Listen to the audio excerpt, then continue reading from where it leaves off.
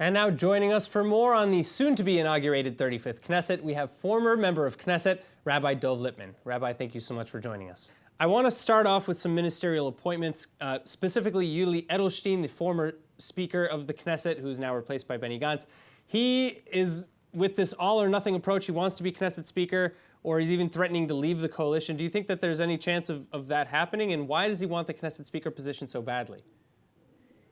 The answer to both questions is the same. The Knesset Speaker, first of all, it's a very dignified position. It's basically the third highest in the country. You have Prime Minister, President, Speaker of the Knesset. It's a fantastic platform for someone who wants to move on to be President of Israel, and there are strong indications that Yuli wants that. As the Speaker, you're a unifier, you work with the coalition, you work with the opposition. Remember, the President of Israel is a vote in the Knesset. All you need is 61 members to support you, and you become the President of Israel. So he definitely wants the position to be able to move on from that point. And that's the very same reason why I do not believe he would bolt and go to the opposition and break his ties with Likud, with Blue and White, with the majority. And he might either accept the position of health minister, but again, I don't think he will, because that's a very challenging place at this time with a lot of negativity and arrows shooting in that direction. But he may choose to do what Ruvi Rivlin did in 2013. He was the former speaker. He was replaced as speaker by Yuli,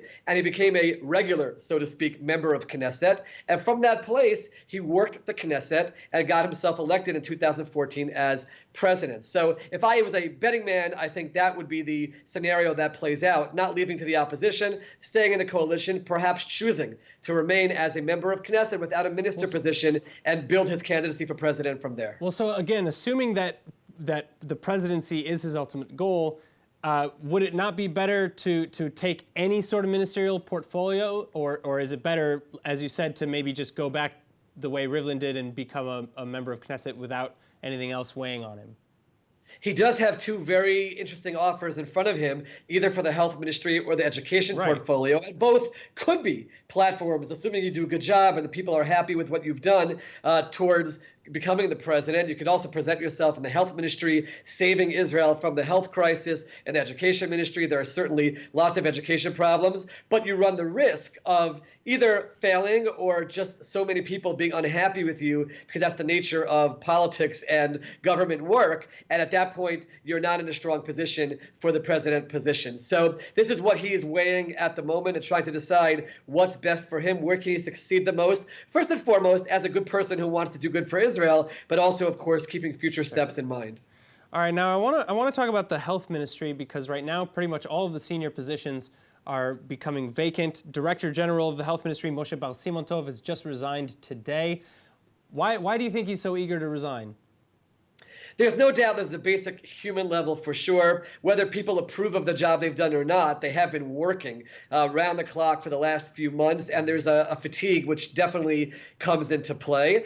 There's also certainly a level of blame game, and there's people that are definitely criticizing the health ministry, both for lack of preparedness and for how it's dealt with the crisis. By the way, you have the Director General of the Finance Ministry stepping down for a similar reason, both the criticism but also fatigue. It's a very challenging time to both be managing a crisis and also be fielding all of the criticism that's coming. There's also an element of, with a new minister coming in, the new minister will probably want their own director general, so better to step away before that happens than to be asked to step aside at that point. All right, Rabbi Lipman, thank you as always for joining us. Thank you so much. We'll talk to you later. Thank you so much.